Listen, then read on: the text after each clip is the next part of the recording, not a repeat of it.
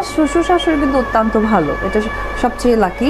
ওর ননদ নেই, আমার কিন্তু ননদ আছে, মানে আমার ননদ অনেক ভালো। আমার বউ মানে শ্বশুর বাড়িতে।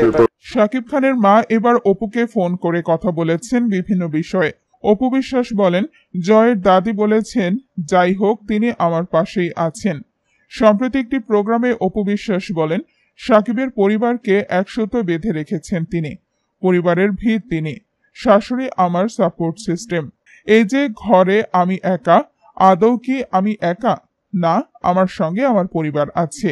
অপু বলেন, যখন যে জায়গায় থাকি তখন সেভাবেই জীবনকে যাপন করি। এখন যখন ঘরে থাকি তখন একেবারেই লক্ষ্মী বউয়ের মতোই থাকি, আবার যখন শুটিংয়ে তখনই শুধুই একজন অভিনয় শিল্পী।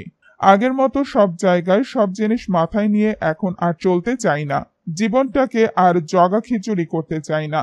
শাকিব খানের মা আত্মীয় স্বজনদের মাঝে মাঝেই বলেন,